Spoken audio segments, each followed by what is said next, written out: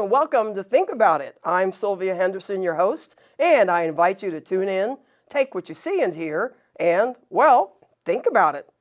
So today we're talking about leadership, more specifically, women in leadership, and even more specifically, women in leadership in politics.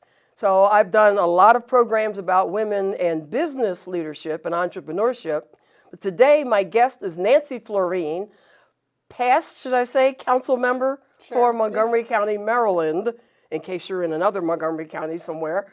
And things happened here in our county last year where a lot of women were running for office in various positions or seeking various positions, but the results were not quite as we had hoped. And so we really wanted to talk about, if you're a woman or supporting a woman, how do you get more people in leadership positions in political roles? And so Nancy, welcome to Think About It. Thanks for having me. And you are a perfect person to talk about this. I do want to make sure the audience is aware. So this is not a program about politics. It's not about a platform. It's not about a political party per se, even though something might slip in a conversation. And it's not about like gripes over election results or anything like that. It's really to help women get more into political leadership. So I just wanted to say that because some people go, oh, politics, and turn off. Well, that is one of the challenges. Actually, how do you get women naturally engaged? You know, there's a standard out there that women have to be asked. Men jump in. Okay. But women tend to have to be pressured, encouraged, pushed to get. And it happened to me years ago, when the first time I ran for a countywide job. Women are something of a different kind of creature politically, at least to some degree. Ultimately, the differences aren't that great.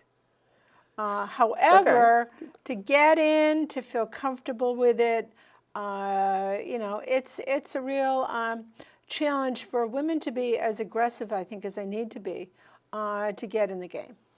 So a conversation I had earlier with someone said women tend to go for local politics because they want to solve a problem that's close to their heart, where men tend to just, I want to be out there, and they want to rise as high as they can go. Misconception, or? I don't know. It may be accurate just because that's my experience is that local politics, local government is actually where all the decisions get made. And so if you're actually focused on the substance, I personally feel that, of course, my friends in the General Assembly in Maryland would say poo-poo, and certainly, you're looking at Congress. That's a whole nother ball of wax, or even a gubernatorial position or something like that. That is a different kind of game, to be sure. But I do think, I think local and state politics really define communities, define how we function, really are the closest institutions that serve real people in a visible fashion. Where you really can get something done. I drive around and I see a lot of things I've been engaged in over the years, and it makes me feel very good about that. For the other stuff, it's somewhat more ephemeral, ethereal. You're dealing with major policy that can change the world. So I wouldn't make light of it. I think again, I think we're seeing more and more women reaching out to another platform, to a higher level. That's for sure. I mean, it's no longer just the Board of Education. Right. I mean, that was right now. Apparently, we have an all-women Board of Education. At least that's something in terms of elected office in Montgomery County. Yeah. That's not. We don't have as many women as we've had in certain other positions. But that's how it goes. Tell the viewers a little bit about how you got to where you are, because you've had wins politically, and you've had didn't quite didn't quite get the results? I've run for office. Even before then, what got you even to think about it? I've run for the council 4 times, been successful. Ran to be a delegate at the Democratic National Convention twice. I ran for mayor in Garrett Park twice, little town, but still significant obligations. I ran for a county executive in that, and I was successful in everything but the last one. Right. And that was really, a long shot under any circumstances. So, I've had a lot of experience in running, and it's not brain surgery. It's not that. The psychic engagement is the same no matter what position you're looking at. You have to be in the game. You have to show up. You have to, really make it your life's goal, I think, to get elected. And you have to work. It's a lot of hard physical work, and it's exhausting too. I mean, physically exhausting. Yeah. You give up a lot. Families, I see these men get elected, and they've got these little kids at home. I think to myself, my gosh, what are they thinking? And there's always a woman at home who's, taking care of the details. But even for the guys, you're going to be in politics. You're not going to be home for dinner much. If you're really going to do it right. You're going to be showing up at things over the weekends. You're going to miss that soccer game. Yeah. Now that I'm not in office, I'm saying all these things. It's not a problem. I think of all the things that over the years that I skipped. Luckily for me, when I was most engaged in politics, my kids were older. Okay. And I really, when I was, I think at the very beginning, I had people in high school, but otherwise, that was that. Maybe it was college. So, they were pretty much out of the nest. So I could vote. It didn't matter. Yeah. In terms of carpooling, that sort of thing. But how people manage their marriages through this as well is a big challenge for people. And I think that women are less likely to want to give up some of that, to undervalue that as opposed to men. I think men think, oh, I can do it. I'm used to having this really great support system, which they probably are. Bless them. They're lucky. So I was going to ask you about family later, but I'll kind of continue on that one now in terms of support. And, well, in terms of how do you ask for, or how do you lay out here's what I need in order to win, or here's what I need in order to run? I mean, how do you kind of expand on that more, I guess? Well, you have to look at the position you're considering. And you have to do a couple of things. Number one, you have to figure out, number one, is it an open seat? If you're challenging an incumbent, that's really hard. Very difficult to do. It's been done successfully, but that's the exception, not the rule. Okay. Incumbents pretty much have their victory laid out for them pretty easily. And then you have to figure out how many votes you need to win. You look at past elections. It depends on the size of the district. Members of the General Assembly here in Maryland need a lot fewer votes than someone running for the county council, because the districts are smaller. So you have to look at that, look at the past history, and then of course you got to look at the competition. Votes get split. I mean, this past year we had one that went down to the wire. Right. And someone won by just a few votes, and that's becoming quite common now. And so, it helps the underdog perhaps be successful when there are a lot of people running. But not, nothing's a sure shot. But the biggest thing is to be aware. If you're going to take on an incumbent, you darn well need to have a really good strategy for how you're going to unseat that person and have access to a fair amount of cash, because this is not a cheap operation under any scenario. That's the big thing. You need a financial plan. And these seats, even locally, are quite expensive. Should it be considered literally a business? I mean, like you're starting a business, or is it really a lot different from that? Well, you have to think about it very logically. You have to develop some staffing system, whether volunteers or not, to help you run the campaign. Or, I've had people I've paid, I've had people I didn't pay, people who just chipped in and just helped a lot. I've had years where I spent very little on staff. This past election I spent a lot, but that was a different ball of wax. Right. So it just depends. But you need competent people to advise you. But don't think they're going to run your campaign for you. You're going to run your campaign. And the candidate is in charge. When you're looking for people to help you, you're looking for bodies. And then hopefully you're looking for people who understand what's going on, the community, the kind of race you're running, what the issues are likely to be. You hire someone from way out of state, well, they may know how to run a campaign in general in Idaho. Okay. But it's different here, perhaps. Okay. It just depends, and it depends on how smart they are, how quick they are to pick up. You can hire a legion of kids who may canvass for you or may just sort of stand around. I've seen this happen every which way. One of the best campaigners I ever encountered was this kid. He was he's a very successful attorney now. It's just great to see him be succeed. But I remember sitting on my front porch. It was during a campaign that I was familiar with, and I hear this voice out in the street on the phone. He was obviously canvassing, and there are very few people who understand what was going on, but I knew what was going on. And I'm listening to him, and he was very, thoughtful and obviously knew what he was doing. And then he comes up to my door, and this kid was like 15. Wow, okay. And he was incredible. So you can't assume anything about anyone or any process or any experience.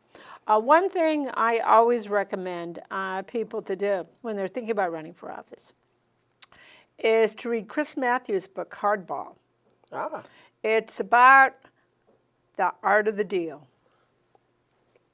And while it's largely stories from Capitol Hill, how things get done, or read anything about Lyndon Johnson. Okay, I hear that a lot. I've heard that a lot. About how you have to be, the kind of person you have to be to get things done. How you bring people along, how you establish relationships once you get elected. Of course, the part after you get elected is actually the hard part.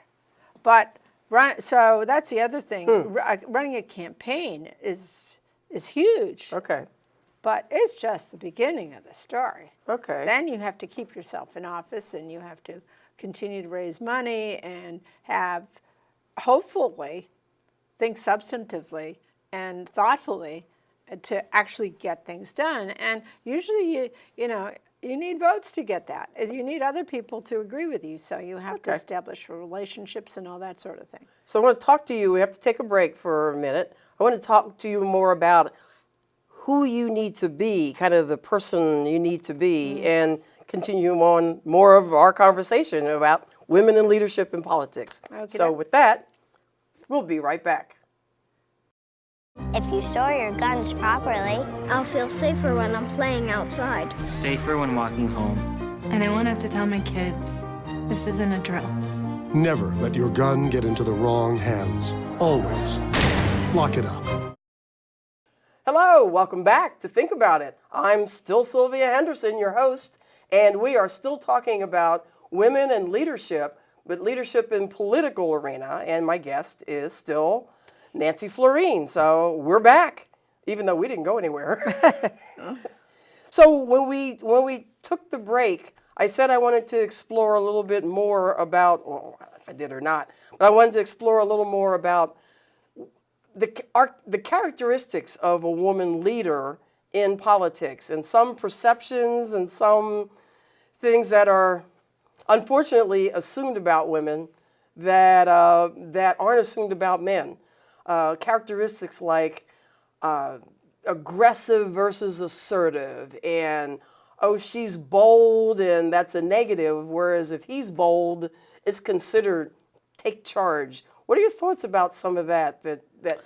Well, we are victims of the press and of the media, and you're stuck with that. So I think you just can't overthink this stuff, if you ask me. You have to have really thick skin. You have to be strong about things. You have to be thoughtful about things. And otherwise, I think it's kind of impossible to generalize. Especially, if you follow yourself on social media, you make yourself crazy. It's like reading your own People reviews. are so nasty and whatever, and you tend to operate in a bubble. And that's the bubble of the people that you see all the time. And I think it's always important for candidates or for people in leadership to keep in mind that actually most of the people aren't saying anything.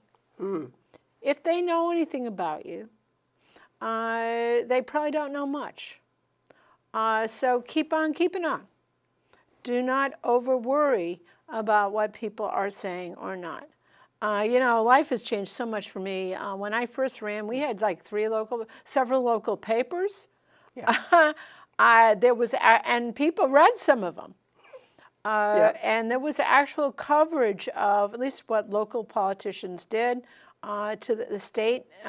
Members of the state General Assembly get very little coverage.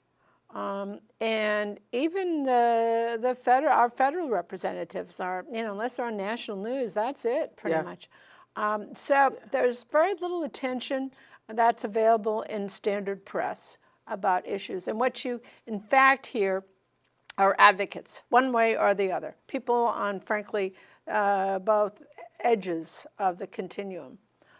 I think one of the challenges, certainly it's been a personal one for me, is how can you be a moderate person in this environment that we're in now? Well, yeah. And, because then you don't get any attention. That's like being a C student. You have to run for president. And even then, you hardly get any attention these days. There's so many candidates.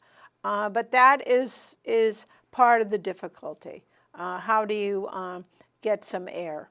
Now, it's very different depending upon whether you're, what position you're in.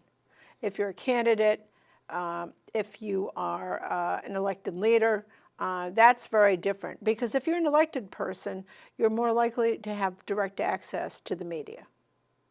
You're more likely to have staff, if you're running for office, you'll have people, getting out there on the internet for you, presumably, trying to feed stories to reporters. Good luck with that.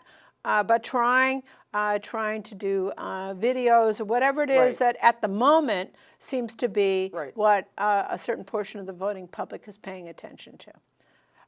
But there's a famous joke about spending money on media when you're running for office, which is that 90% of it's wasted, but no one can agree on what kind of media it's wasted on, because it just depends. So drawing attention to yourself these days, the only way anyone will cover you is if you say something outrageous. Because, the people in the media aren't doing a lot of research. Right. You feed them stuff. Okay. You give them a press release. That's the way and then maybe you call and follow up and say, I'm doing this thing and I'm picking a fight with so-and-so. And they say, oh, great, conflict. We might cover that. But otherwise, people just doing the right thing. So you have to expect that, and it's a little frustrating. So I don't think there's a gender difference in terms of that. I think it's a question of how agile you are, either yourself or your staff are, in terms of getting the message that you want out there in a targeted fashion. It's tricky, and it's changing all the time. So how about the support of organizations like Angie's List, like our own Montgomery Women, other organizations that are there to support women in politics and political leadership? Does it help? Well, it doesn't hurt. I mean, like everything else, it's all about relationships and networking. You're going to be whether you're running for office or you're in office, you're going to be raising money all the time. This is a sad fact. So you know, those are ways to reach people, and people can help you either by contributing, by volunteering, by advocating within their community. They may be a resource for issue support. You know, I've done a lot of housing work over the years, and so I know a fair number of people that I can reach out to, both to drum up support for something, to respond to an issue, to be a resource. And, you know, at the end of the day, you sort of get to be friends with folks, which isn't bad. But you have to work at it pretty constantly. So you can't be shy. You have to be thoughtful. You need to be prepared. And you have to work hard. This is not, you know, an easy job. It's not a world for the weak. Yeah. Or you have to have really extraordinary staff that do all that for you and then just sort of send you in there with a prepared script. And you see that in some people. Okay. You know, that's all right. That's how it is. So those are things that need to be done to be effective. And it's a lot of showing up. I mean, ideally, if you're going to be either campaigning or as a leader, you need to connect with people one way or the other. Because if you're going to bring other, you know, say you're a member of a group like mine, the county council, you need to bring some other people along with you on whatever it is you're going to do. So you're going to need their support. They need to feel that this is a valued thing for them, that your relationship is useful to them, right? Or their support of the policy issue is good for them.